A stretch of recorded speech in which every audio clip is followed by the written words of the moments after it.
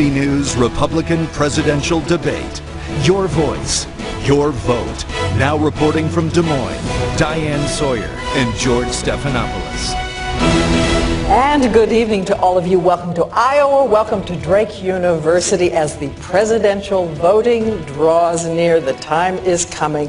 And the political team of ABC News has been out in force throughout this state. And we just want to say to the people of Iowa, we are endlessly struck by how seriously you take your role as first in line for the vote. Every 4 years first. That is true. And it's 24 days now and counting until the voting begins in the caucuses. And in a sense, it's time for closing arguments. So let us introduce the presidential candidates from the Republican Party for the United States of America here to debate tonight. Former Senator Rick Santorum of Pennsylvania. Governor Rick Perry of Texas. Former Governor Mitt Romney of Massachusetts. Former Speaker of the House Newt Gingrich of Georgia. Texas Congressman Ron Paul, and Congresswoman from Minnesota, Michelle Bachmann. Thank you all.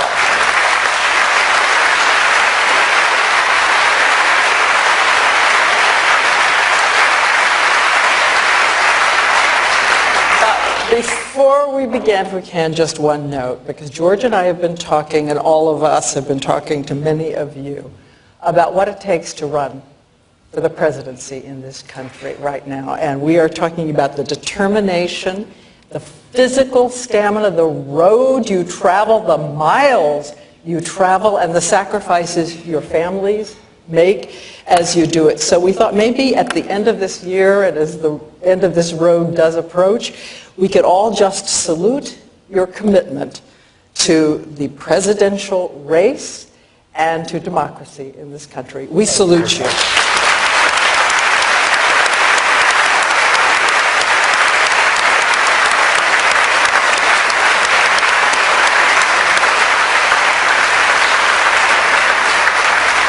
The rules for the debate are pretty straightforward. The candidates have negotiated them, agreed to them. They're going to forego opening statements, and then they've agreed 1-minute responses to the questions from Diane and me, 30 seconds for rebuttals to those. And we want to show everybody at home what the candidates can see as well. This clock right here will shift from green to yellow to red over the course of the allotted time. The audience here at Drake was chosen by the Iowa Republican Party, and all of you at home can follow on abcnews.com and yahoo.com.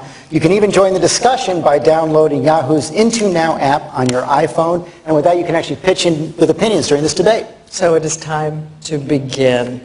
And people are telling us that they do feel it's time to choose, and the number one issue on which they're going to choose, jobs in America. And we would like to hear from all of you in this opening round.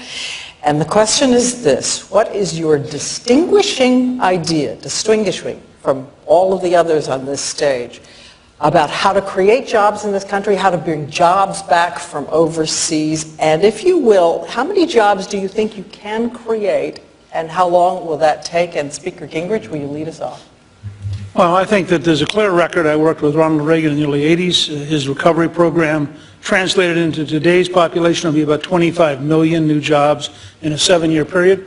As Speaker of the House, I worked with President Clinton, and following a very similar plan, and we ended up with about 11 million new jobs in a 4-year period. Went down to 4.2% unemployment. Starts very simply: taxes, lower taxes, less regulation, an American energy plan, and actually be positive about people who create jobs. The opposite of the Obama plan, which is higher taxes, more regulation, no American energy, and attack people who create jobs with class warfare. So I think there are a number of steps you can take. I would start with zero capital gains. Hundreds of billions of dollars are poured into the country. I'd go to a 12.5% corporate tax rate. That would bring at least $700 billion in repatriated money back from overseas. I would then go to 100% expensing for all new equipment, which means that you'd write it off in 1 year, and I'd abolish the death tax permanently. Those steps would begin to dramatically create jobs. And I want to turn to Governor Romney, if I can, because you've given a number. And you've given a time frame, 11.5 million jobs in 4 years, aiming for 6% unemployment rate at the end of the first time. What is the distinguishing idea to do that? Well, having spent my life in the private sector, I understand where jobs are created. They're not created in government. they're not created in Washington. They're created on main streets and streets all over America. And to help make America the most attractive place in the world for investment, for new enterprise, for entrepreneurs, and for job growth, there's 7 things you have to do. There's not just one, there's 7. 1, make sure that our employer tax rates are competitive with other nations. They're not now. We're the highest in the world. Number 2, get regulators and regulations to recognize their job is not to burden the private enterprise system, but to encourage it. Number 3, to have trade policies that make sense for America, not just for the people with whom we trade. This president has not done that. And China, that's been cheating, has to be cracked down on. Number 4, we have to have energy policies that take advantage of our extraordinary energy resources. Number 5, the rule of law, and the Boeing effort on the part of the NLRB violated that. Number 6, great institutions that create human capital. And number 7, finally, a government that doesn't spend more money than it takes in. And Congressman Paul, a number and a time frame and an idea. My approach is slightly different, where I think all for less taxes and less regulations. We recognize this.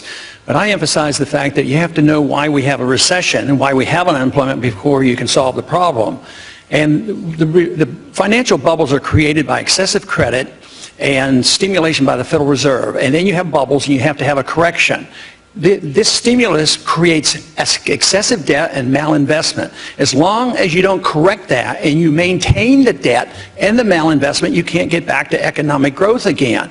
Unfortunately, so far, what we have done is we have not liquidated the debt. We have dumped the debt on the American people through TARP funding and as well as the Federal Reserve. So the debt is dumped on the people. And what did we do? We bailed out the people that were benefiting during the formation of the bubble. So as long as we do that, we're not going to have economic growth. We did the same thing in the Depression. The Japanese are doing it right now. So it's time we liquidate the debt and look at monetary policy and then, of course, lower taxes. And I would like to do in the first year, cut $1 trillion because that is the culprit, big spending and big government. I want to come back to those of you who have not addressed the question of whether there is a number of jobs that can be created and a time frame you can tell the American people you can do it in. But I want to turn to Governor Perry for your distinguishing idea. You know, the distinguishing mark is a tax policy that puts a flat tax in place of 20%.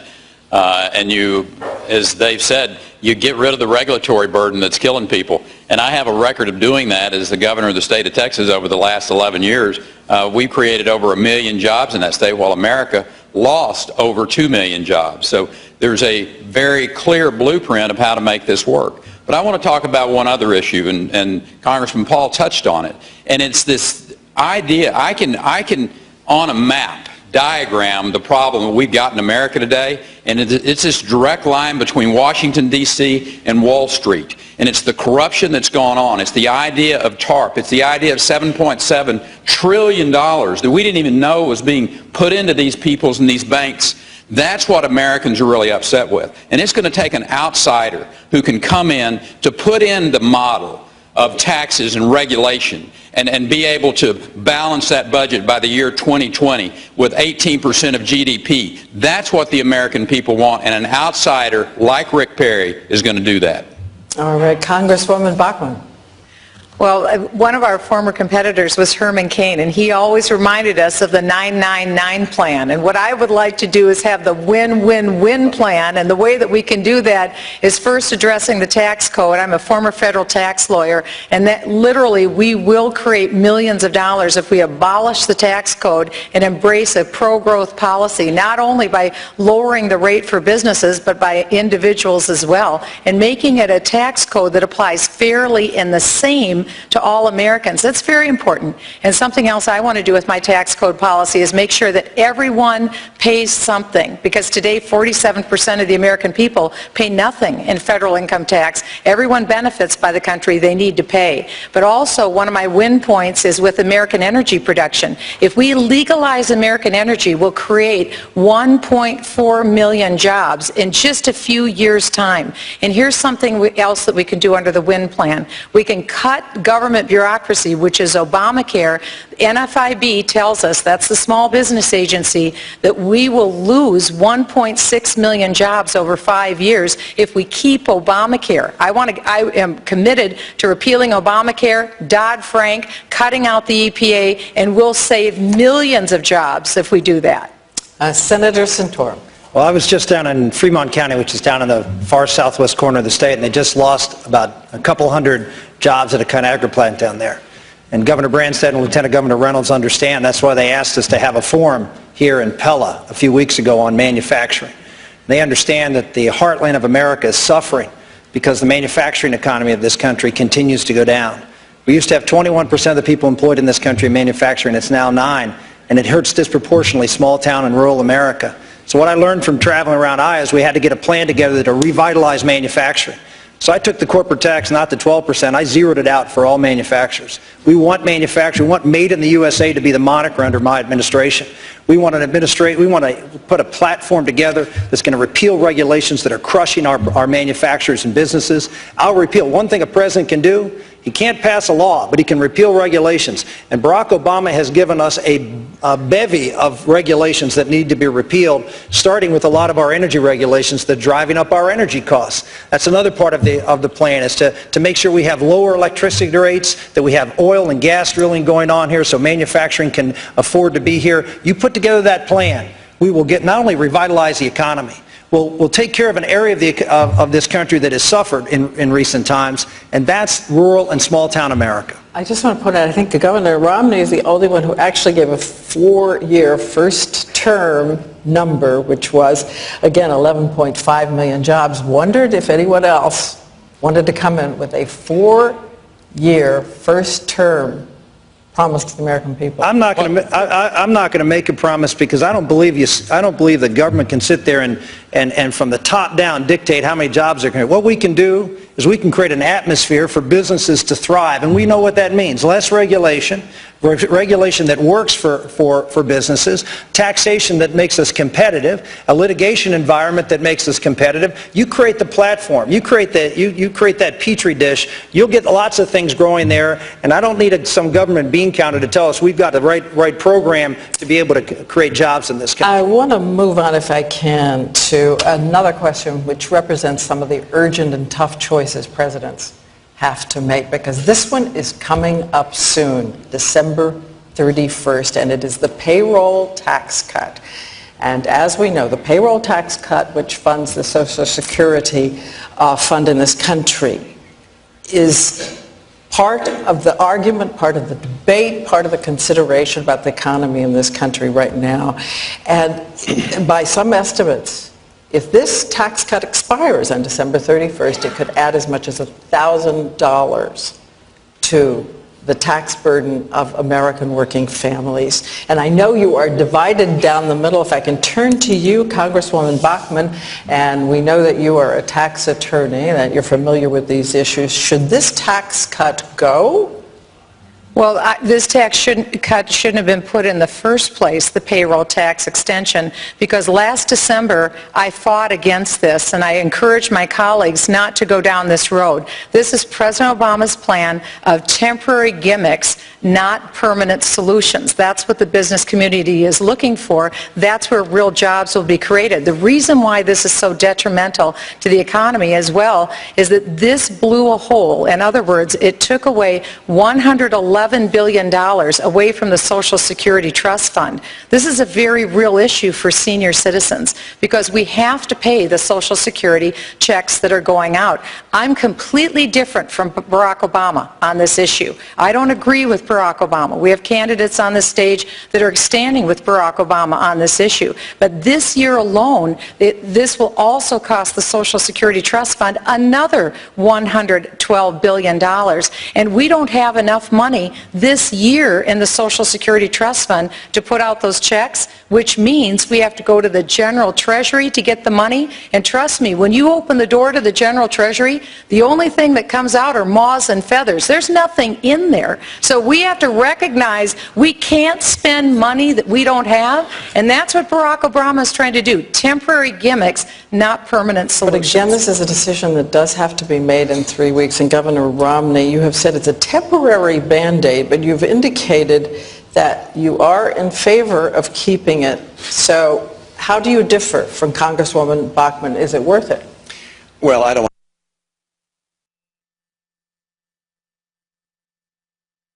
taxes on people, particularly people in the middle class that are suffering right now under the Obama economy.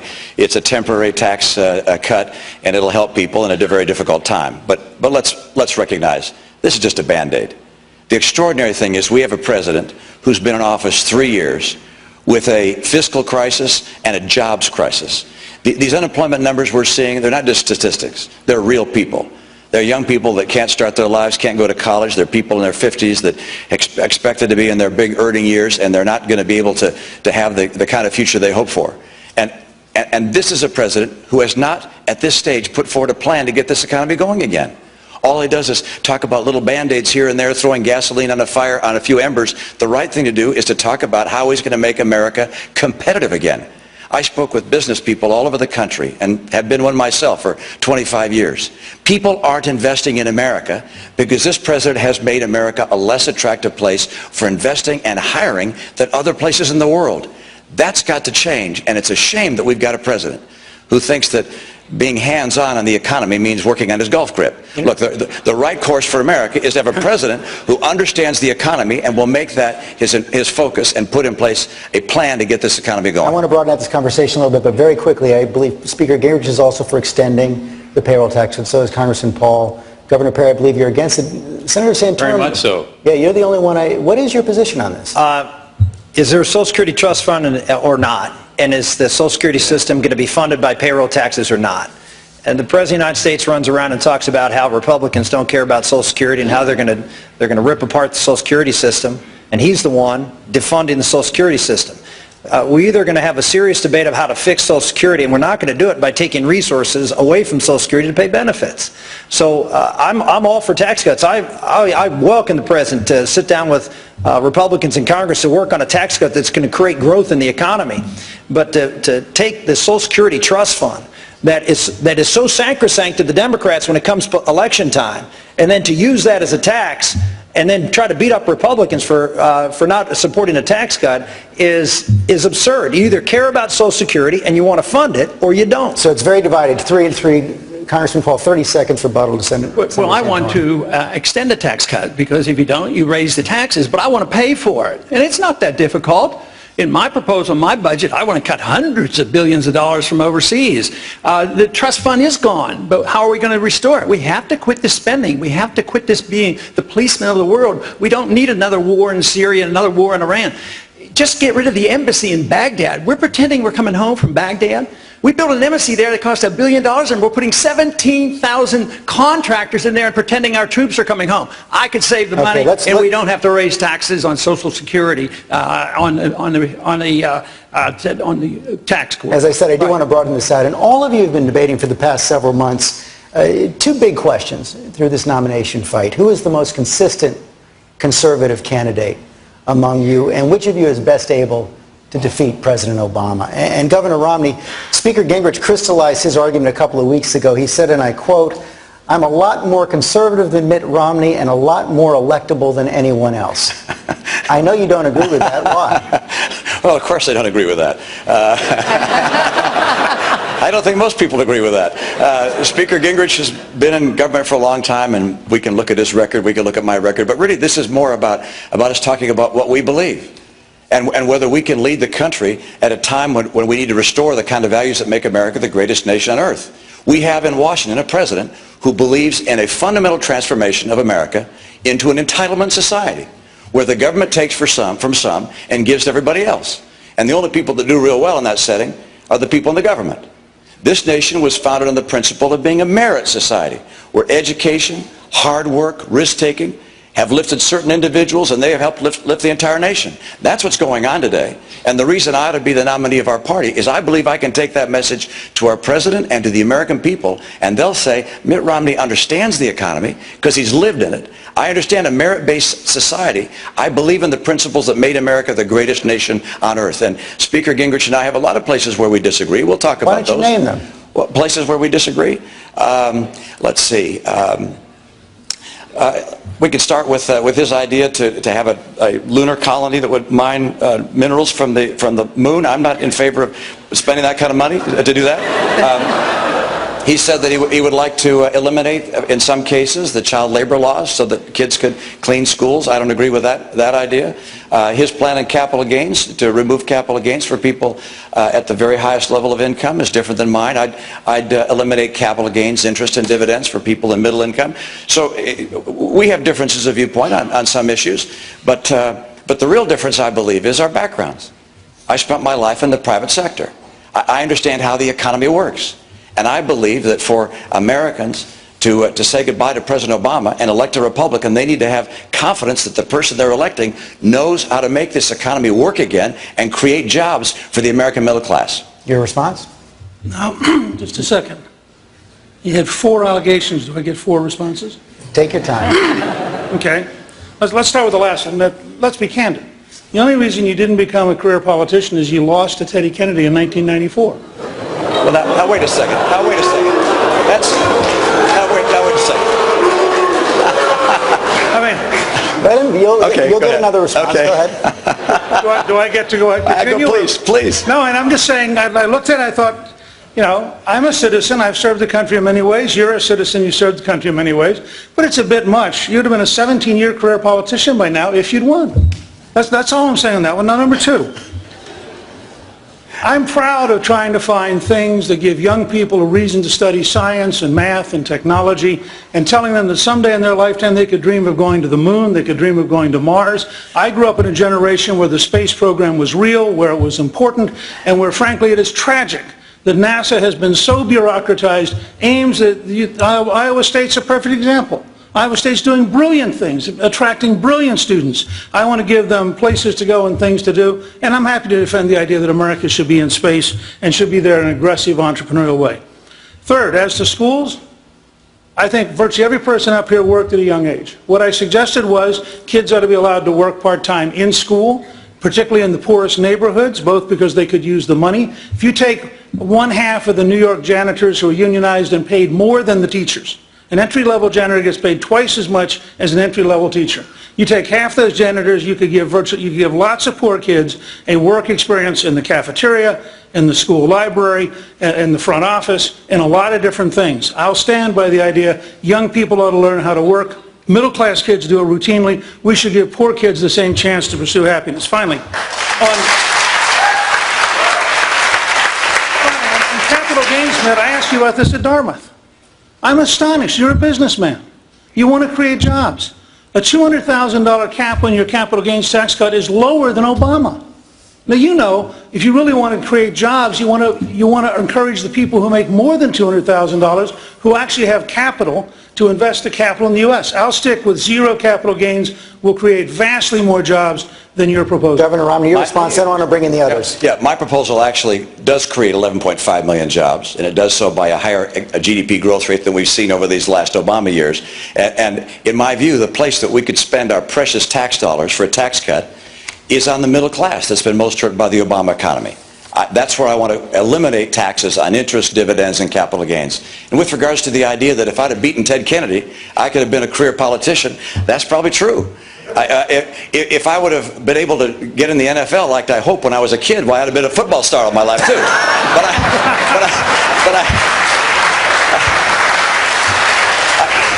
I spent my life in the private sector. Losing to Teddy Kennedy was probably the best thing I could have done for preparing me for the job I'm seeking, because it put me back in the private sector. I worked in the private sector. I learned lessons there that are desperately needed in Washington. We don't need folks who are lifetime Washington people to get this country out of the mess it's in. We need people from outside Washington, outside K Street.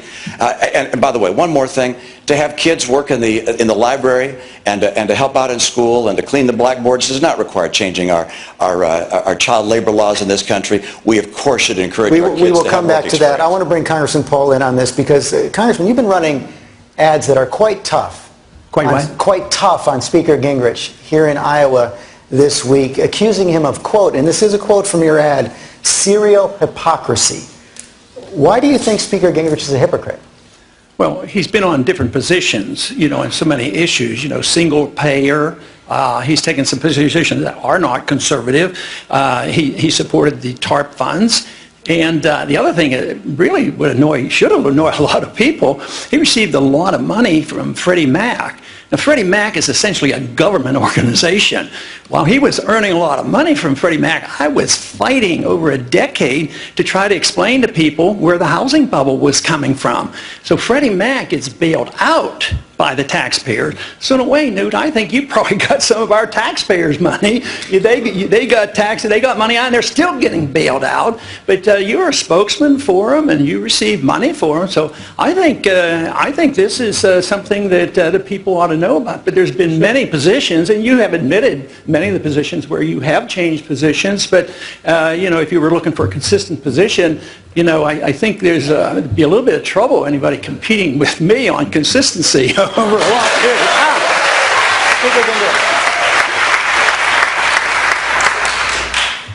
Well, first of all, as you say normally in your own speeches, the housing bubble came from the Federal Reserve inflating the money supply. Now, that's the core of the housing bubble. And I happen to be with you on auditing the Fed and frankly, on firing Bernanke. Second, I was never a spokesman for any agency. I never did any lobbying for any agency. I offered strategic advice. I was in the private sector, and I was doing things in the private sector. Okay. K Street, not the private sector. And when you're in the private sector and you have a company and you offer advice, like McKinsey does, like a bunch of other companies do, you're allowed to charge money for it. What about it? That's called free enterprise. It's the taxpayers' money, though. We had to bail these people out. Well, I'm not for bailing them out. In fact, I'm for breaking them up. Let me bring Congresswoman Bachmann in on this because you've made similar accusations against Speaker Gingrich. You called him the poster boy of crony capitalism. Did he answer your concerns? Well, when you're talking about taking over $100 million and when your office is on the Rodeo Drive of Washington, D.C., which is K Street, and you're taking money to influence the outcome of legislation in Washington, that's the epitome of the establishment. That's the epitome of a consummate insider. But your question was, who's the proven constitutional conservative in this race? And that would be me. I'm 55 years old. I've spent 50 years in the real world as a private businesswoman, living real life and building a real business. But you have to take a look at the candidates that are on the stage. You started out with Mitt Romney and with Newt Gingrich asking them about whether or not they're the conservative in this race. But you have to take a look. When you look at Newt Gingrich, for 20 years, he's been advocating for the individual mandate in health care. That's longer than Barack Obama.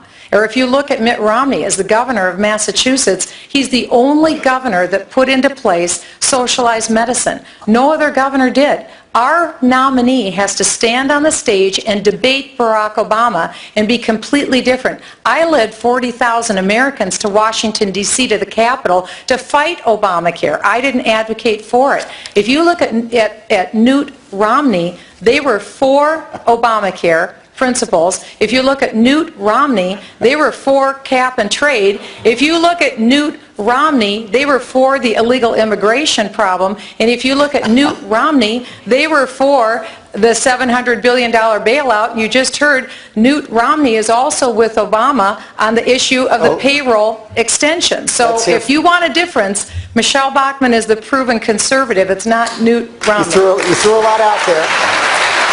So let's give both gentlemen a chance to respond. Speaker Gingrich, you go first because you were invoked twice, also on the lobbying, and then Governor Romney. Right, go ahead. Well, Michelle, a lot of what you say just isn't true. Period. I oppose cap and trade. I testified against it the same day that Al Gore testified for it. I helped defeat it in the Senate through American Solutions. It is simply untrue. I fought against Obamacare at every step of the way. I did. The Center for Health Transformation was actively opposed. We actively campaigned against it. You know, I think it's important for you, and this is a fair game, and everybody gets to pick fights. It's important that you be accurate when you say these things. Those are not true. And most of the money I made, frankly, I made in ways that are totally and had nothing to do with anything you've described. I did no lobbying, no representation, and frankly, my speech money and other things I did that had nothing to do with that was a lot larger source of income. So, you know, I've had 24 books and I've had 13 New York Times bestsellers. Now, that was not people who wanted influence running around buying my books. I know that doesn't fit your model. It happens to be true. Can I respond? 30 seconds, then Governor Romney.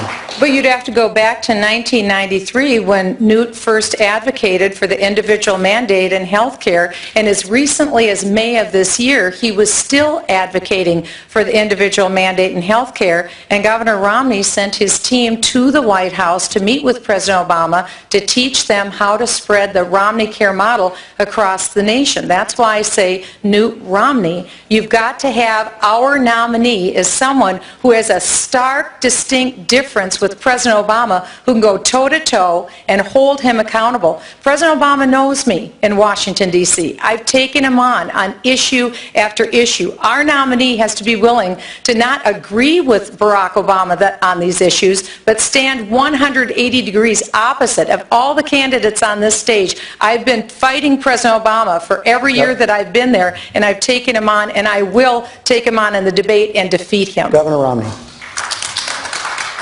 I know Newt Gingrich, and Newt Gingrich is a friend of mine, but he and I are not clones, I promise. So that is not the case. So this Newt Gingrich thing, we got to get that out of our mind altogether. Newt Romney thing, sorry. Let me say this about health care. One, I didn't send a team of anybody to meet with Barack Obama. I wish he'd have given me a call. I wish when he was putting together his health care plan, he'd have had the courtesy and perhaps the judgment to say, let me talk to a governor. Let's talk to somebody who's dealt with a real problem that understands this topic, and get on the phone. I just said, Mr. President, you're going down a very, very bad path. Do not continue going down that path, because what you're going to do is you're going to raise taxes on the American people. You're going to cut Medicare. Let's not forget, only one president has ever cut Medicare for seniors in this country, and it's Barack Obama. We're going to remind him of that time and time again. And finally, the plan we put in place in Massachusetts, it deals with the 8% of our people who didn't have insurance. The 92% of people who did have insurance, nothing changes for them. If I'm President of the United States, we're going to get rid of Obamacare and return, under our Constitution, the 10th Amendment, the responsibility and care of health care to the people in the states. I want to bring Governor Perry. You've heard this argument. I wonder which side you come down on. Yeah, well, I'm stunned, because the fact of the matter is, you know, Michelle kind of hit the nail on the head when we talked about the individual mandate. Both of these gentlemen have been for the individual mandate. And I'm even more stunned, Mitt, that you said you wish you could have talked to Obama and said you're going down the wrong path, because that is exactly the path that you've taken Massachusetts. The Beacon Hill study itself said that there's been 18,000 jobs lost because of that individual mandate. The study continued to say that there have been over $8 billion of additional cost. I wish you could have had the conversation with the people of Massachusetts a long time before that phone call would have been with the President Obama. Because the fact of the matter is, you're for individual mandates. And you can get up and stand up and talk about, you know, I'm against it now and I'm going to rescind Obamacare, I'm going to repeal Obamacare, but the record is very clear. You and Newt were for individual mandates, and that is the problem. And the question has been, who can stand on the stage, look Obama in the eye, and say, Obamacare is an abomination for this country, and I'm going to do that. And I can take that fight to him and win that fight. Governor Romney, a 30-second response. A good deal of what you said was right, some is wrong. Speaker Gingrich said that he was for a federal individual mandate. That's something I've always opposed. What we did in our state was designed by the people in our state for the needs of our state. You believe in the 10th Amendment? I believe in the 10th Amendment. The people of Massachusetts favor our plan 3-1. If they don't like it, they can get rid of it. It's the great thing about a democracy where individuals under the 10th Amendment have the power to craft their own solutions. By the way, the problem with President Obama's plan is it does three things we didn't, in my opinion, among others. I understand we disagree on this, but among others. One, it raises taxes by $500 billion. We didn't raise taxes. Two, it cuts Medicare by $500 billion. We didn't do that either. And three, it doesn't just deal with the people that don't have insurance. It's a 2,000-page bill that takes over health care for all the American people. It is wrong for health care. It's wrong for the American people. It's unconstitutional. And I'm absolutely adamantly opposed to Obamacare. And if I'm the President of the United States, I will return to the people and the states the power they have under the Constitution, and they can craft the solutions they think are best for them. And my view, you had a mandate in your state. You mandated the girls at 12 years old had to get a vaccination for sexually transmitted disease. So it's not like we have this big difference on mandates. We had different things we mandated over. I wanted to get people health insurance. You want to get young girls a vaccine. There are differences. Governor, if we could, ask Speaker Gingrich to respond. Yeah, I just want to make one point that's historical. In 1993, in fighting Hillary Care, virtually every conservative saw the mandate as a less dangerous future than what Hillary was trying to do. The Heritage Foundation was a major advocate of it. After Hillary Care disappeared, it became more and more obvious that mandates have all sorts of problems built into them. People gradually tried to find other techniques. I frankly was floundering, trying to find a way to make sure that people who could afford it were paying their hospital bills, while still leaving it out for libertarians to not buy insurance. And that's what we were wrestling with. It's now clear that the mandate, I think, is clearly unconstitutional, but it started as a conservative effort to stop Hillary Care in the 1990s. Governor Perry? I'm listening to you, Mitt, and I'm hearing you say all the right things, but I read your first book, and it said in there that your mandate in Massachusetts, which should be the model for the country. And I know it came out of the reprint of the book, but, you know, I'm just saying, you were for individual mandates, my friend. You know what? You've raised that before, Rick, and you're simply wrong. It was true then. No. It's true now. Rick, I'll tell you what. $10,000? $10,000 bet?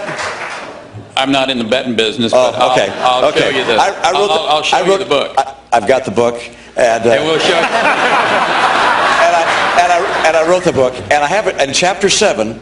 There's a section called the Massachusetts Model, and I say, as close as I can quote, I say, in my view, each state should be able to fashion their own program for the specific needs of their distinct citizens. And then I go on to talk about the states being the laboratories of democracy, and we could learn from one another. I have not said in that book, first edition or the latest edition, anything about our plan being a national model imposed on the nation. The right course for America, and I've said this during the debates last time around, I'll say it now and time again, is to let individual states, this is a remarkable nation. This idea of federalism is so extraordinary. Let states craft their own solutions. Don't have Obamacare put on us by the federal government. George and Diane, can I just say something? This is such an important issue. We have one shot to get rid of Obamacare. That's it. It is 2012. Do we honestly believe that two men who have just stood on this stage and defended Romney Care when it was put in place in Massachusetts and the individual mandate when he proposed it in 1993, are they honestly going to get rid of it in 2012? Yes. This is going to be a very... I don't think so. It's going to be a very heavy lift. I got it, It's going to be a very heavy lift. Senator. This is not about what you say at a debate or what you say in a campaign when you're talking to audiences that you want to get, that you know what they want to hear. Back in 1994, Newt, I was running for the United States Senate, and I did not support an individual mandate, and I was a conservative. I supported something called medical savings accounts that I drafted with John Kasich when I was in the House, because I believe in bottom-up solving the problems in America, not top-down government solutions. That's what I learned. I actually learned some of it in listening to some of your GOPAC tapes. But you strayed on that issue, as you have on others. The record is important. What the question was about a consistent conservative. Well, you can't talk about whether someone's consistent unless you look at their record. And I would agree with Michelle. I mean, I think Michelle has been consistent as a consistent conservative. But she's been fighting and losing. I fought and won. I was in the United States Senate, and I fought and passed welfare reform. I was the principal author when I was in the United States House and managed the bill on the floor of the United States Senate. I was the leader on pro-life issues and pro-family issues, and I fought those issues and endured tough debates and won. I went out and fought on national security issues, conservative things like putting sanctions on Iran. And again, the consistent track record of being there when good times and in bad, and I think you heard the difference. You're not going to hear them talk about all the positions I took and flip-flopped on. I was there, I led, and I won. And if you're looking for someone who can be a consistent conservative, and there's others on this platform, but he can lead the fight, win the issues, and plus win in states that are important for us to win elections like Pennsylvania. And we've tried to, I'll risk using the word, we've tried to be liberal with the time, but try to stay as close as you can. And we are running up against a commercial break, but he did invoke you, Congresswoman Bachmann, so 30 seconds to respond. Well, you know, I think the important thing to know is that you fight and that you lead. And I led. When I was in the United States Congress, we were in the minority. Nancy Pelosi wasn't interested in my pro-growth policy on health care, but I didn't sit on my hands. I saw what was happening to this country. Our country was going to lose because of socialized medicine. And so I did everything I could, including bringing and leading 40,000 people to the Capitol to get the attention of the Congress to get rid of Obamacare. As President of the United States, my proven, consistent record will be that I will take on every special interest, I will take on K Street, and I will pre-lobby, and I'll make sure that I help elect 13 more Republican U.S. senators. So we have 60 senators in the Senate, a full complement in the House, and I won't rest until we repeal Obamacare. If I can respond to that, because she referenced the differences between the two of us. I was in the minority in the House of Representatives too, and along with Jim Nussle from here in Iowa, we formed a group called the Gang of Seven, and we won. We exposed the House banking scandal. We overturned a huge scandal. We eventually sent the chairman of the Ways and Means Committee, Dan Rostenkowski, ended up in jail because we didn't just fight, but we fight and we figured out a way to win, even in the minority. And we want to thank all of you. And again, these are the rules that you set up. We want to be fair, and we want to hear everything you have to say. These issues are so important, but it really does help if you stick to the rules that were agreed on, and we appreciate that. And if we could, when we come back, we're going to tackle some other very big issues. Immigration, big questions about foreign policy, and also what about faith and family values, and how will we when we come back. You're watching live ABC News coverage of the Iowa Republican Party from Drake University in Des Moines, Iowa. Once again, Diane Sawyer and George Stephanopoulos. We are back. It has been a rocking debate so far, and we want to get to another issue that you all have talked about extensively in this campaign, and that is values, family, and faith. Governor Romney and Governor Perry, you both made it a feature of ads you ran in Iowa this week, which leads to this question from our partners at the Des Moines Register. I want to show it up on the screen. Should voters consider marital fidelity when making their choices for president? And Governor Perry, in South Carolina this week, you said this is an important issue. Why? Well, I said that not only did I make a vow to my wife, but I made a vow to God. And that's pretty heavy lifting in my book. When I make a vow to God, then I would suggest to you that's even stronger than a handshake in Texas. But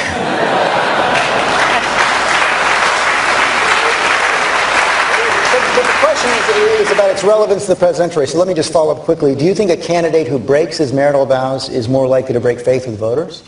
Well, you know, I think the voters are wise enough to figure that one out. I've always kind of been of the opinion that if you cheat on your wife, you'll cheat on your business partner. So I think that issue of fidelity is important. I mean, it's a characteristic of which people look at individuals, whether it's in their business lives or whether it's in their personal lives or whether it's picking someone to serve in public office for them. Individuals who have been in fidelity with their spouse, I think that sends a very powerful message. If you will cheat on your wife, if you will cheat on your spouse, then why wouldn't you cheat on your business partner? Or why wouldn't you cheat on anybody for that matter? Senator Santorum, you were on This Week last Sunday, and you summed up your position as character counts. You said this is relevant as well. I think character issues do count, and I think all of your record, personal as well as political record, is there for the public to look at. I would not say it's a disqualifier. I wouldn't go that far. I think people make mistakes, And you are held accountable to those mistakes, and the public will listen to the circumstances and make their decision. But certainly it's a factor, and it should be a factor. You're electing a leader. You're electing someone that trust is everything. And particularly in this election. This election, the people of Iowa, I hear this all the time. Who can we trust? And I go out and talk about my record. I talk about the fact that I've been married 21 years and have 7 children. I talk about the fact that I have a record that's consistent in conservative politics. I talk about, my past. I think that's important. And for the people to go and determine whether they're trustworthy enough to earn their support. Congressman Paul, what's your view on this? I think character is obviously very important. I don't think it should be necessary to have to talk about it. I think it should show through in the way we live. And I think it should show through in your marriage. And I happen to have been married for 54 years and a family person. But I don't think we should have to talk about it. But you know what probably is every bit as important. If your marriage vows are important, what about our oath of office? That's what really gets to me. That's where you're really on the line as a public figure. And that's where I think a lot of people come up real short. Because there's many times that I've been forced to Congress because I take my oath very seriously. I end up sometimes, believe it or not, voting all by myself, thinking that why aren't they people paying attention? Why don't they read Article 1, Section 8? If we took that oath of office seriously in Washington, we'd get rid of 80% of the government. The budget would be balanced. We'd have sound money and we would have prosperity. And we wouldn't be the policemen of the world. We wouldn't have a Federal Reserve System. And we wouldn't be invading the privacy of every single individual in this country with bills like the Patriot Act. We'd have a free society and a prosperous society.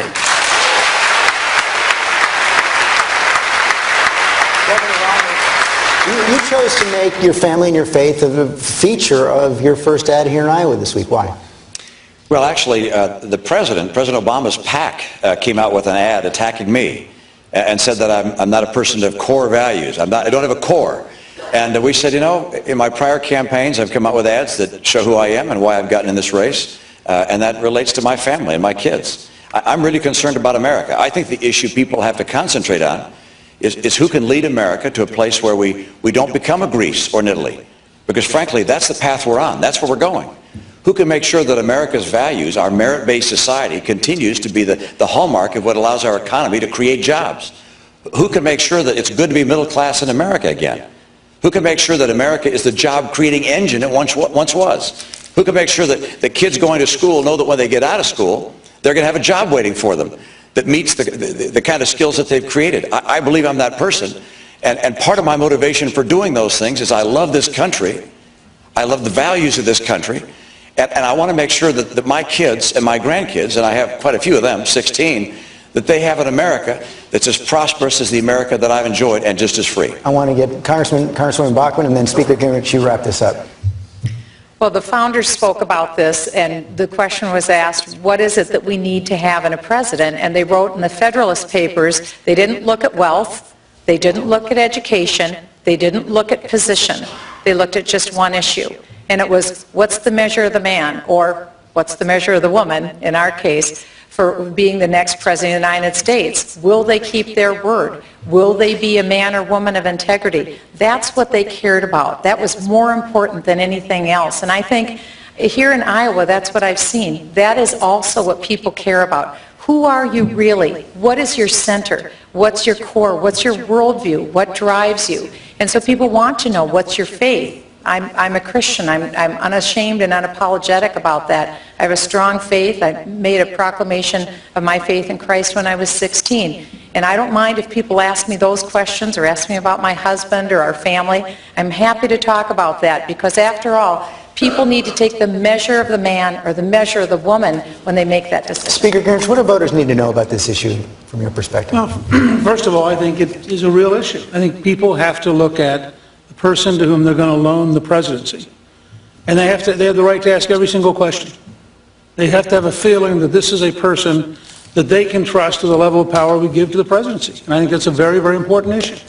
And I think people have to render judgment. In my case, I've said up front openly, I've made mistakes at times. I've had to go to God for forgiveness. I've had to seek reconciliation. But I'm also a 68-year-old grandfather. And I think people have to measure who I am now and whether I'm a person they can trust. And all I can tell you is that You know, I am delighted at the way people have been willing to look at who I am, to look at what my record has been, and the amount of support we're getting from the American people and from all across the state of Iowa, the number of people who are supportive of a candidacy of real change and a record of real change. And I'd like to turn now, if we can, to the issue of immigration. And so many people talk about it in their living rooms, talk about it around their dinner tables at night, if I can. And could we just do one thing for the interest of time? Can we stipulate that every single person on this stage tonight has said the number one thing to do is secure the borders? Secure the borders, secure the borders, secure the borders. You may have slightly different prescriptions to do it, but we stipulate that that's what you all want to do first. I'd like to turn now to the question of the 11 million undocumented people in this country. And Speaker Gingrich, I'm going to come back to you because you have talked about citizen review boards to review individual cases, to treat it on an individual basis. You mentioned the fact that someone who's been here 25 years, served the community, should get special consideration under this board. How many years is the threshold for you? If they're here 5 years, but has served the community under the criteria that you set out before, 5 years, also a candidate? I think, first of all, that anybody who would apply to the Citizen Review Board idea came out of the selective service model that was used as draft boards in World War II. We relied on local citizens to render judgment about who ought to be deferred, who ought to be drafted, because they had local knowledge. That's the starting point. Second, I started with cases that I think are very hard to argue about. Somebody who's been here 25 years, somebody who has been a good local citizen, may well belong to your church, has children and grandchildren in the United States. And I'll just say flatly, I do not believe the people of the United States are going to send the police in to rip that kind of person out and ship them out of this country, particularly because those are precisely people who are going to end up in churches as sanctuaries. And I think we ought to be honest about that. I think most of the workers who are here who have no ties to us should go home immediately. I think we should make deportation dramatically easier, just as I think, frankly, we ought to make English the official language of government, and we ought to have an effective guest worker program with very severe penalties for those employers who hire people illegally. But the Pew Center, the Hispanic Center, as you know, has said that maybe 3.5 million people could come under the criteria that you laid out. I don't think there are 3.5 million people who've been here 25 years. But they're talking about people who've been here 15 years. 15 years. Well, I wasn't. They were. You used a number that doesn't relate to my proposals. But under the criteria that you have set out, do you have a threshold on the number of people you would consider before the review? Well, that's why you have the citizen review panel. The person has to have been here 25 years, have genuine ties to the community, be a good citizen, and have an American family sponsoring them. And they still don't get citizenship. This is not amnesty. They get residency, and they pay a penalty in order to get residency.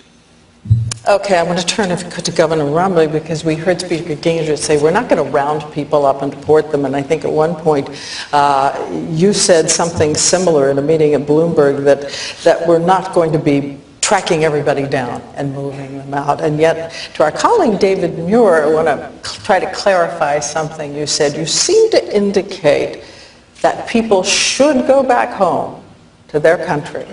And in some cases, it may mean as much as 5 years if they get at the back of the line or more. Are you saying how many people should be sent back home to their country? Should they be tracked down to establish who they are, sent back home to their country? I believe that any time that we start talking about a form of amnesty, whether it's technically amnesty or not, when we start talking about how people have been able to come here and stay illegally for some period of time, that they're going to be able to stay here permanently and become a permanent resident of the United States with rights to our education system, our healthcare system, and so forth, we will then create another magnet that draws people into our country illegally.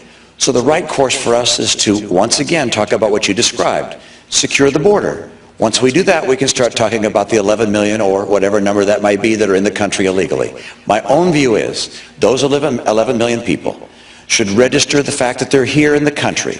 They should be given some transition period of time to allow them to settle their affairs and then return home and get in line at the back of the line with everybody else that wants to come here. Don't forget, When we talk about the difficulty of people going home, there are millions of people, many of whom have relatives here in this country, who are in line, who want to come here. I want to bring people into this country who have skill, experience, family here, who want to draw them in. I do not want to do something. I do not want to do something which encourages another wave of illegal immigration. So from my viewpoint, the key measure is this: no favoritism for permanent residency or citizenship for those that have come here illegally. So you have said all 11 million. If I could, Governor Perry, there is a case, and there are a number of these cases of people who have signed up for the military, for the U.S. military, who've been undocumented but nonetheless gone in to sign up. What should happen with them? Well, let me address the issue that you asked from the start, and obviously securing that border is the key, and any of these conversations that we're having now are nothing more than intellectual discussions until you secure that border. But if this country would simply enforce the laws that are already on the book, you think about all of the laws that we have that are already out there, laws that clearly say that here are punishments and here's what will happen. If this country would simply enforce the laws that we have on the book. I will tell you one thing, as the President of the United States, you will not see me sending my Justice Department to sue states like Arizona that are having their sovereign rights, I think, put in jeopardy by our Justice Department. You will not see a catch and release program like this administration has today, that where people who are caught, who are illegally in this country, and because they haven't been caught in a violent situation, they're released into the general population. That's the problem that we've got in this country. I would suggest to you, we spend time with the laws that we've got on the book being enforced. We'll have a substantial smaller number of people of which we're going to have to make decisions about at that particular point in time. And then we can have a legitimate conversation about immigration reform. I want to change subjects now because foreign policy issue. Speaker Gingrich caused something of a stir overnight in the Middle East with comments he made in an interview with the Jewish channel in which he called the Palestinians an invented people. And I just wondered, Congressman Paul, if I can start with you. Do you agree with that characterization, that the Palestinians are an invented people? No, I don't agree with that, and that's just stirring up trouble. And I believe in a non-interventionist foreign policy. I don't think we should get in the middle of these squabbles, but to go out of our way to say that so-and-so is not a real people. Technically and historically, yes, under the Ottoman Empire, the Palestinians didn't have a state, but neither did Israel have a state then, too. But this is how we get involved in so many messes, and I think it just fails on the side of practicing a little bit of diplomacy, getting ourselves into trouble, mentioning things that are unnecessary. The people in those regions should be dealing with these problems. We shouldn't be dealing with these things, but historically, under the Ottoman Empire, that is technically correct. But to make these decisions and deciding what the settlement is going to be should be the people that are involved. This idea that we can be the policemen of the world and settle all these disputes, I mean, soon we'll have to quit because we're flat-out broke, but we cannot continue to get into these issues like this and getting ourselves into more trouble. Speaker Gingrich, as I said, this has caused quite a reaction in the Middle East. The chief Palestinian negotiator, Saeb Erekat, said, "Mark my words, these statements of Gingrich will be the ammunition and weapons of the bin Ladens and the extremists for a long, long time." How would he know the difference?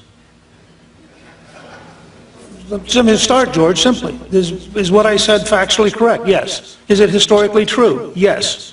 Are we in a situation where every day rockets are fired into Israel while the United States, the current administration, tries to pressure the Israelis into a peace process? Hamas does not admit the right of Israel to exist and says publicly, not a single Jew will remain. The Palestinian Authority ambassador to India said last month, there is no difference between Fatah and Hamas. We both agree Israel has no right to exist. Somebody ought to have the courage to tell the truth. These people are terrorists. They teach terrorism in their schools. They have textbooks that say if there are 13 Jews and 9 Jews are killed, how many Jews are left? We pay for those textbooks through our aid money. It's fundamentally time for somebody to have the guts to stand up and say, enough lying about the Middle East. Governor Romney.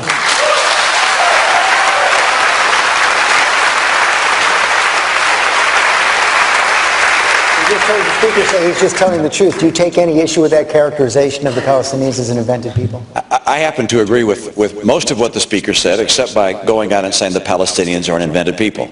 That, I think, was a mistake on the Speaker's part. I think I think the Speaker would probably suggest that as well. I don't think we want to... Maybe not. I think we're very wise to stand with our friends, Israel, and not get out ahead of them. This president decided he was going to try and negotiate for Israel by saying, let's go back to the 67 borders. That's not what Israel wanted to hear. Israel does not want us to make it more difficult for them to sit down with the Palestinians. Ultimately, the Palestinians and the Israelis are going to have to agree on how they're going to settle their differences between them. So and the United States of America should not jump ahead of Bibi Netanyahu and say something that makes it more difficult for him to do his job. My view is this. We stand with the Israeli people. We link arms with them. If we disagree with them, like this president has time and time again, we don't do it in public like he's done it. We do it in private. And we let the Israeli leadership describe what they believe the right course is going forward. We don't negotiate for the Israeli people. We stand with the Israeli people, stand with our friends, and make it very clear. We're going to tell the truth, but we're not going to throw incendiary words into a place which is a boiling pot when our friends, the Israelis, would probably say, what in the world are you doing? So there you have it, Mr. Speaker. He says this is going to make life more difficult for the Israelis. The Israelis are getting rocketed every day. We're not making life more difficult. The Obama administration is making life more difficult. The fact is, the Palestinian claim to a right of return is based on a historically false story. Somebody ought to have the courage to go all the way back to the 1921 League of Nations mandate for a Jewish homeland, point out the context in which Israel came into existence, and Palestinian did not become a common term until after 1977. This is a propaganda war in which our side refuses to engage, and we refuse to tell the truth while the other side lies, and you're not going to win in the long run if you're afraid to stand firm and stand for the truth. Of course you stand firm and stand for the truth. But you don't speak for Israel. I did. If Bibi Netanyahu wants to say what you said, let him say it. But our ally, the people of Israel, should be able to take their own positions and not have us negotiate for them. I want to turn, if I can, Can I just say one last thing? Because I didn't speak for the people of Israel. I spoke as a historian who has looked at the world stage for a very long time. I've known Bibi since 1984. I feel quite confident an amazing number of Israelis found it nice to have an American tell the truth about the war they are in the middle of and the casualties they're taking and the people who surround them who say you do not have the right to exist and we want to destroy you. I've known Bibi.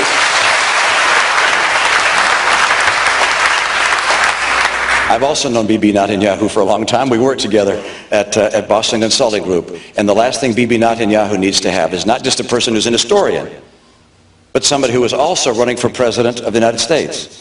Stand up and say things that create extraordinary tumult in his neighborhood. And if I'm president of the United States, I will exercise sobriety, care, stability, and make sure that in a setting like this, anything I say that can affect a place with rockets going in, with people dying, I don't do anything that would harm that process. And therefore, before I made a statement of that nature, I get on the phone to my friend Bibi Netanyahu and say, would it help if I said this? What would you like me to do? Let's work together because we're partners. I'm not a bomb thrower, rhetorically or literally. Under the rules, we need a response. I think sometimes it is helpful to have a president of the United States with the courage to tell the truth, just as it was Ronald Reagan, who went around his entire national security apparatus to call the Soviet Union an evil empire, and who overruled his entire State Department in order to say, Mr. Gorbachev, tear down this wall. Reagan believed the power of truth restated the world and reframed the world. I'm a Reaganite. I'm proud to be a Reaganite. I will tell the truth, even if it's at the risk of causing some confusion sometimes with the timid. I think it's important to get everybody in on this. Who's got the better of this argument, Congresswoman Bachmann? Who's got the better of this argument? Who has the better of this argument? In 1974, I went to Israel for the first time, and I worked on a kibbutz for the summer. And I saw a brand new nation that had begun in 1948 and was making its way into the modernization that we know today. They're a first world nation.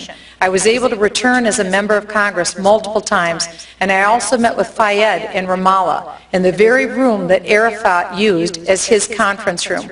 When I was in there, I had asked Fayed about the issue that we were very concerned about. And that's how the Palestinians teach their children to hate the Jews and call them pigs and swine and descendants from apes. But do you think it's right to and call let them me invented finish. people And or I not? had asked him about this very important issue, because how do you find peace when you continue to teach your children hatred? And I asked Fayed about this issue, and he said, oh, we don't do that anymore. Our textbooks aren't filled with that. And I said, oh, really? I pulled out a manila envelope that I'd brought with me, and I pulled out the pages that I'd photocopied out of current books that were being used that clearly showed that. And he said, oh, but these are old textbooks. And he said, I said, really? Well, then why don't you send me the new textbooks that no longer say that and compare them with the old? And I checked my mailbox today. He still hasn't sent me those textbooks. That's what needs to change. Senator Santorum, let me put to you George's question. Who's got the better of the argument? Well, I think you have to speak the truth, but you have to do so with prudence. I mean, it's a combination. And, you know, I sat there and I listened to both of them. I thought they both had made excellent points. But we're in a real life situation. This isn't an academic exercise. We have an ally, and the policy of this country should be to stand shoulder to shoulder with our ally. And we didn't have an ally in the Soviet Union. The only allies we had were sitting in gulags, and they desperately needed to hear the truth. And Ronald Reagan provided that truth. So here we have the truth with prudence. Would that be saying that Palestinians are invented or not? If I can finish my comment, I'll get to that, George. That we have an ally here that we have to work closely with. And I think Mitt's point was the correct one. We need to be working with the Israelis to find out, you know what, is this a wise thing for us to do, to step forward and to engage this issue?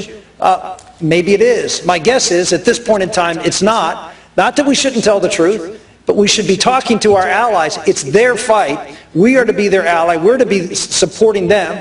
And I've been out here very publicly that the Israelis have the right to determine what happens in their land. And all of Israel, including the, quote, West Bank, is Israeli land.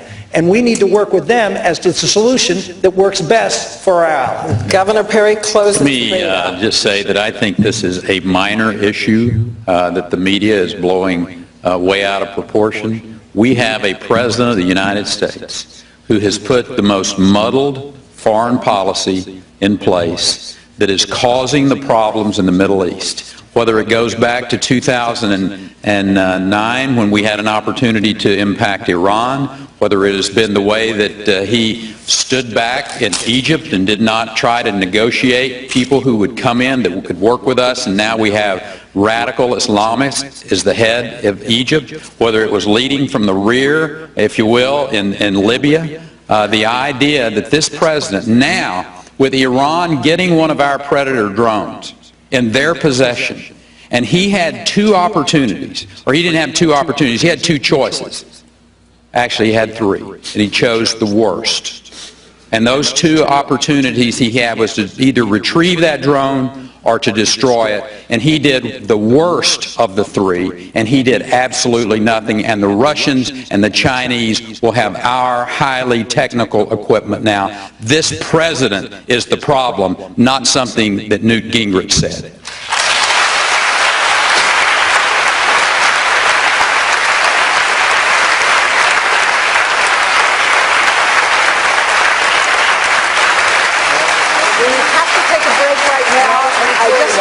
We have a partner in all of this, which of course is Yahoo. I want to put up a question which we want to address when we come back about the struggles of the middle class in this country.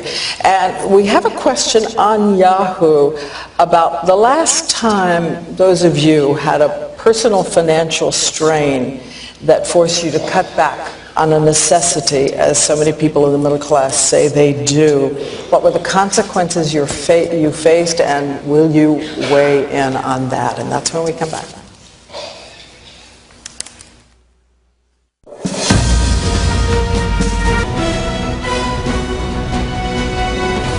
Live from Drake University in Des Moines, Iowa, once again, Diane Sawyer and George Stephanopoulos.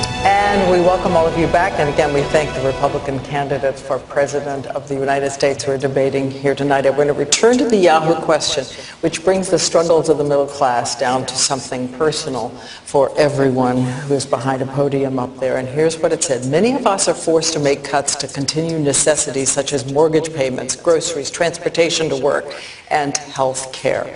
And then the question continues. They want to know, when is the last time you had a personal financial strain that forced you not only to give up a luxury, but also to cut back on necessity? And what were the consequences you faced? This is from Andrew in Texas. And I'd like to start, Governor Perry, with you. Well, obviously, growing up where I grew up, there were some people that probably said, as a matter of fact, I was on radio station here, WHO, yesterday and talked about my upbringing and growing up in a house that didn't have running water until I was 5 or 6 years old, and my mother sewing my own clothes for me until I went off to college. And the idea that luxury really wasn't in my lexicon. But as I grew and as I went off and flew in the United States Air Force and I came back home, and as a 27-year-old boy, well, I was a grown man by then, but I didn't have anything. My Social Security has a 0 in 1978, so I'm sure I was giving up some things that other people would consider to be luxuries. But the fact is, I've never had a time in my life when I felt like that I gave anything up, that I didn't have everything I needed. And I know there are people that are suffering in America today, and that's the reason we need to get this country back working and having people so that they can have a job. And the policies that I've laid out and the record that I've had in the state of Texas for the last decade clearly gives that record to the people of this country. Again, we just want to remind you that when the red comes up, these are the rules that were agreed on here. I'll do the two governors. Governor Romney grew up in very different circumstances. What about this question? I didn't grow up poor. And if somebody is looking for someone who's grown up with that background, I'm not the person. But I grew up with a dad who'd been poor. And my dad wanted to make sure I understood the lessons of hard work. And my mom and dad wanted to make sure that I understood the principles that made America the greatest nation on earth. And so they made sure we had jobs as we were growing up. They made sure we didn't spend money foolishly. And they made sure that I had a care and concern for other people. I was able to serve my church overseas and to meet people there that had very difficult circumstances in their life. I also spent time in this country serving as a pastor in my church, and again having the occasion to work with people that were really struggling. I saw marriages under great stress. You see, when people lose jobs, marriages get strained, people's health gets affected, people become depressed, and I'm in this race not because I grew up without means, but because I understand what it takes to get America working again, and I love this country enormously, and understand the principles and understand the specifics that it takes to get America creating jobs again. That's why I'm in the race. And Congressman Paul, what does this question evoke? How much does it matter to have had personal experience? Well, I feel very fortunate because although I was raised in a family that was rather poor, but I didn't even know it. You know, it was during the Depression and World War II, and we didn't have very much, and I worked my way through college, and that was a natural instinct because that's what you were supposed to do. But I finally did a little bit better in medical school because I had my wife work our way through medical school. So that worked out a little bit better. But middle class is suffering, but not only because we bail out the rich and dump on the poor and they lose their jobs and they lose their houses, but there's a characteristic about monetary policy. When a country destroys its currency, it transfers wealth from the middle class to the wealthy. And this is what you're seeing today, the elimination of the middle class. And it's going to get a lot worse unless we address the subject of overspending, overborrowing, and printing too much money and understanding the business cycle. Senator Santorum. I can say that I grew up in a very modest home and was very blessed to have all my basic needs met. And one of the most basic needs and the most important one that I've learned was that I was blessed to have a mother and a father. That was the most important gift that I was given, that I had two parents who were together, who loved me, who supported me and made me feel safe. and made the little things that no one would consider luxuries today feel like luxuries, because I had that sense of security. Unfortunately, in America, we see the family continuing to break down, and with that, the economic status of those families. Single-parent households in America now have poverty levels approaching 40%. So you not only have the lack of security and stability in so many cases because moms are doing heroic work trying to hold things together, but it's hard. And so what we can do as a federal government, we can do more importantly as a leader of this country, is to try to promote this institution of marriage, try to promote the family, and try to nurture this environment that we have to make sure that families are elevated and supported, and fathers and mothers are there to take care of their families and be there for their children. That's the most important luxury, is a mom and a dad. And Congresswoman Bachmann, someone said recently that troubled banks got a bailout, troubled homeowners got evicted. Your response on this question of the struggles of the middle class? Well, I oppose the $700 billion bailout for Wall Street because Wall Street rolled the dice and they made some very foolish decisions. They were only too happy to pocket profits when times were good, but when times went south and things got sour, then they decided to socialize their losses. And the American taxpayer was only too good to bail them out. There's people on this stage that supported that bailout. I didn't. Behind closed doors, I took on the Treasury Secretary, Hank Paulson. I took on my own president because I knew this was going to be a very bad deal. You'd ask the question about luxuries and where we come from. I was born here in Iowa to a middle-class family, but my family went through a tragedy that millions of families go through. My folks got divorced, and when it happened, my mom found herself a single mom who'd been a full-time homemaker. She had 4 kids. We went to below poverty overnight, and when I was 13, I had to start getting a job to help out the family. I know what it's like for single moms to struggle, and throughout most of our marriage, we're still coupon clippers today. We still go to consignment stores today. We get what that feels like, and I think it's important for the next President of the United States to be in touch with what real people struggle with across the country, and I have. Speaker Anderson.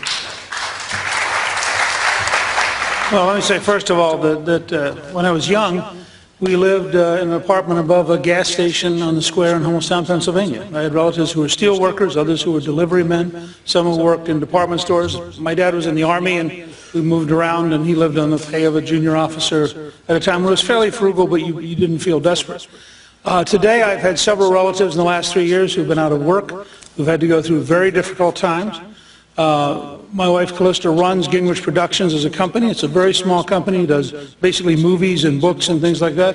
We have to meet a payroll. We have to find markets. We have to find, go through everything that small businesses go through. And I know how difficult this economy is at a practical level if you're a small business. I want to stick with Yahoo here because, as we said at the start, we're getting real-time feedback from our Yahoo audience. Over 12,000 people have already weighed in on Yahoo and abcnews.com. And this is directed at Speaker Gingrich and Governor Romney because more than 72% say right now they want to hear more from you about your past support for health care mandates. That's something that they're still not fully satisfied with what they've heard from you. And Speaker Gingrich, Governor Romney, let me begin with you because you were clear. You said you've always been against a federal mandate. You supported it in the state of Massachusetts. Where there has been some ambiguity, at least in the past, is whether you think that other states should try the mandate. Back in 2007, you said that you thought it would be good for most states to try it. Now you say you wouldn't encourage other states to try it. Can you explain that?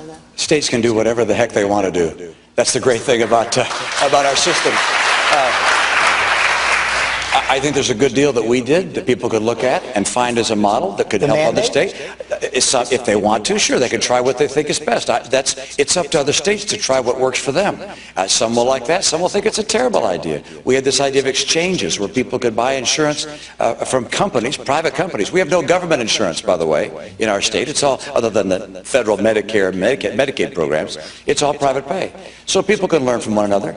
But my plan was designed for our state, and other states should have the right to create plans that work for them. And if they come up with something better than we did, then we can learn from them. But the idea of a federal government or a federal mandate as you see with Obamacare, flies in the face of the Constitution, violates the 10th Amendment. I think the Supreme Court will strike it down. If they don't, I will. Speaker Gingrich, Congressman Buckman pointed out that as late as May of this year, you supported some form of the mandate when everyone else had come out against it. What finally tipped you over and convinced you that it was unconstitutional? Well, I think, first of all, for the federal government to do it is unconstitutional because it means a Congress which could compel you to purchase this item could compel you to purchase any item. And so the question of freedom would be missed, and any majority could then decide to make you do virtually anything. I think that's part of why you're seeing a dramatic shift back towards limiting the federal government and towards imposing the 10th Amendment as a very serious barrier. I've been working on health issues since 1974. And I tried to find a way to break out of where we are, because the fact is the whole third-party payment model, whether public or private, has grown more and more expensive, more and more difficult to sustain. I helped found the Center for Health Transformation that, for that reason, wrote a book called Saving Lives and Saving Money back in 2002. We need to fundamentally rethink the entire health system to move back towards a doctor-patient relationship and back towards something like what Rick Santorum talked about with health savings accounts, where people are directly engaged in their own health and in taking care of themselves to a much greater degree than they are in the current insurance system. If I can switch to this question, and it is about health care, because a number of people, in fact, I was just at a pharmacy here, I have a cough, but I was at a pharmacy here in Iowa, and the pharmacists were talking about a big driver of health care costs, and they specifically mentioned habits, unhealthy habits that we all need to learn to do better on at a young age. They talked about obesity, they talked about exercise. If I can ask you, Congressman Paul, anything government should do on these fronts? On medical? Or on these fronts specifically of healthy behavior at very young ages? Where it's no, essentially not, but they have to be a referee. If people are doing things that hurt other people, yes.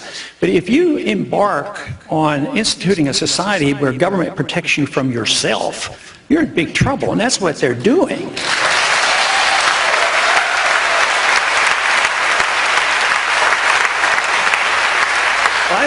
I think what we've had here is a demonstration of why should we have a candidate that's going to have to explain themselves. 70% of the people want further explanations on what your positions are. So I think that is endless. But you talk about the Obamacare using force. But that's all government is force. I mean, do you have a choice about paying Medicare taxes? So there's not a whole lot of difference. You're forced to buy insurance. That's one step further. But you have to stop with force. Once government uses force to mold behavior or mold the economy, they've overstepped the bounds and they violated the whole concept of our revolution and our Constitution.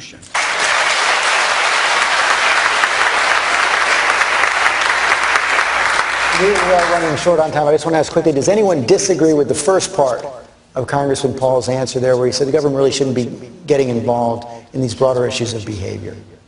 Listen, I happen to think that the states, that's their call, not the federal government. The states should be able to make decisions on whether they... Terry, you probably have some programs here in Iowa to get...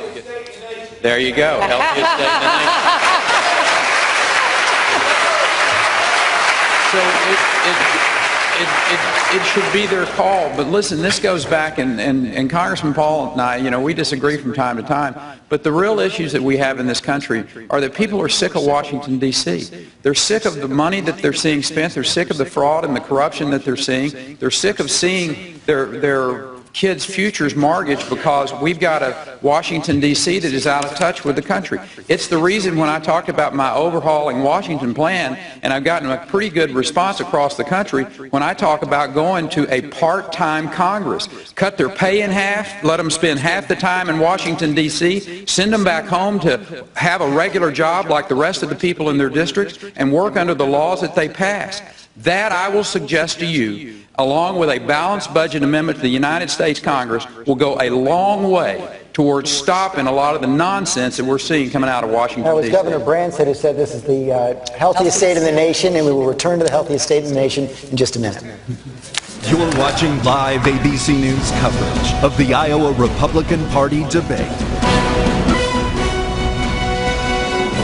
from Drake University in Des Moines, Iowa, once again, Diane Sawyer and George Stephanopoulos. And George and I were just talking about the fact, the question we get so often is, why can't people who disagree show respect for each other, and can we all work together, even people move the country forward? And so as a form of closing statement, we just want each of you, you're all running against each other, but in these last few minutes, and if you stick to the minute, we will not run over the commercial. Tell us the one thing you've learned from someone else, one of your challengers on stage. Senator Santorum. Well, I'll go back to the comment I made earlier. When I was first running for office, Newt Gingrich was the guy whose tapes I listened to as a young man, and trying to, at 30 years old, deciding to run for Congress. He laid out a vision for conservative governance that I adopted and ran with in a very, very tough congressional district outside of suburban Pittsburgh, so tough that no one gave me a chance of winning it. In fact, election night, the Wall Street Journal called the Republican National Committee to find out the name of the guy that won, and they didn't even know my name at the RNC. That's a true story, and you don't get a lot of true stories, but that's a true story. And so, I came out of the blue as a conservative. I think that's, again, the thing that distinguishes me. I've run as a conservative in a 60% Democratic district and won, in a 70% Democratic district and won, in a state of Pennsylvania with almost 1 million more Republicans and Democrats, and won, defeated an incumbent, and won again. And in a year that George Bush lost the election by 5, I won by 6. And I stuck by the conservative principles that Newt outlined in the late 80s. And they've always served me well. I've been a consistent conservative. Governor Perry. I tell you, Congressman Paul got me really intrigued with the whole the Federal Reserve, and I've spent a substantial amount of time reading about, and Currency Wars, the book by James Ricard.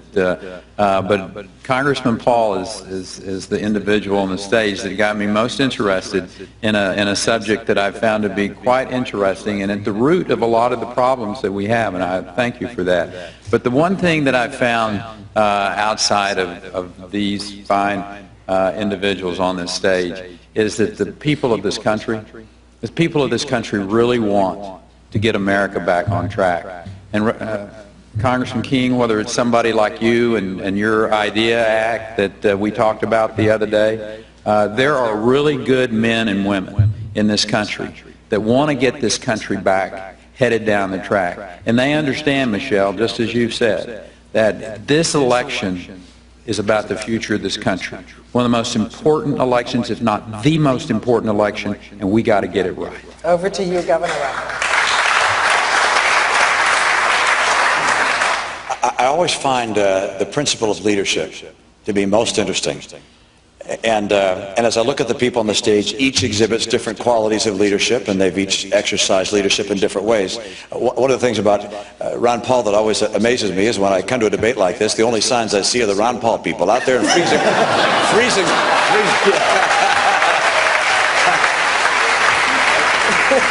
freezing temperatures are always there. He ignites an enthusiasm with a number of people that's very exciting to watch. In choosing a president, it's the qualities of leadership that are going to make the difference. Because our positions on issues are important, of course, and I happen to think I've got the right positions on issues, of course, or I wouldn't have them. But fundamentally, we know that down the road what's going to determine who is a great president or not is their qualities of leadership in getting America back on track. And I believe that right now, just as Governor Perry just said, this is a time for real leadership because this country is going in a very dangerous direction. This is a time where America has got to return to principles that will keep us the hope of the earth and the shining city on the hill. That light from that shining city has dimmed over the last 3 years, and I will help restore it. Mr. Speaker. Well, I want to cite two people, one on the stage and one not. Governor Terry Branstad is my role model. Get out of politics for a while, do something else, be involved in health care, come back when you're clearly too old, too experienced, too tied to the past, win the governorship decisively, do a great job.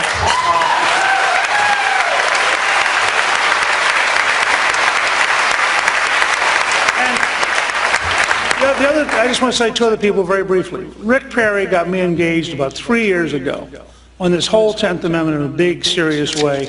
And I think that he has helped ignite a fire that is going to change America. And Rick Santorum's consistency and courage on Iran has been a hallmark of why, if we do survive, it will be in part because of people like Rick who have had the courage to tell the truth about the Iranians for a long time.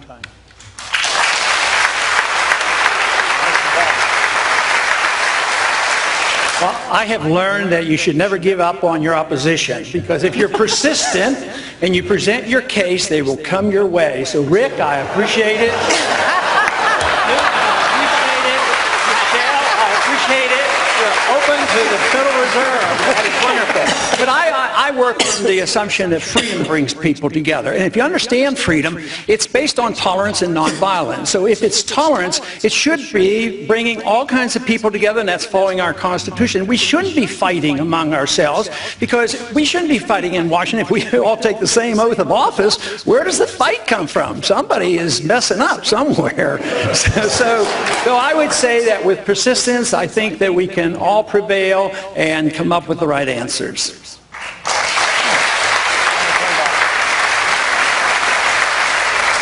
Well, I would agree with everything that's been said here tonight, but I would also add, again, someone that I mentioned a little bit earlier, and that was Herman Cain. Herman Cain, I think, when he brought up the 999 plan, and you can't have a debate without saying 999 in a debate, I think one thing that he showed us is the power of being very plain spoken, and also reducing something to a very simple level so people get it. And people were very excited about that plan because they could understand what that meant. And I think that's a challenge for every one of us, because a lot of times you can end up sounding and talking like a big bureaucrat in Washington. People don't want that. They don't want Washington. They want outside of Washington, and rightfully so. That's why I think in this race, I'm it. I'm the proven consistent conservative, and I'm going to go with win, win, win rather than 999. Well, again, we are at the end of the time agreed upon by all of you, the candidates, and we thank you so much, and we thank the people of Iowa. 24 days, the voting begins. That's the time for us. We're going to be back with our political team for their insight and analysis. We're hearing lots of opinions on Yahoo and Twitter and Facebook. We'll get to that in just a minute. Much more to come as ABC News live coverage of the Iowa Republican Party debate continues.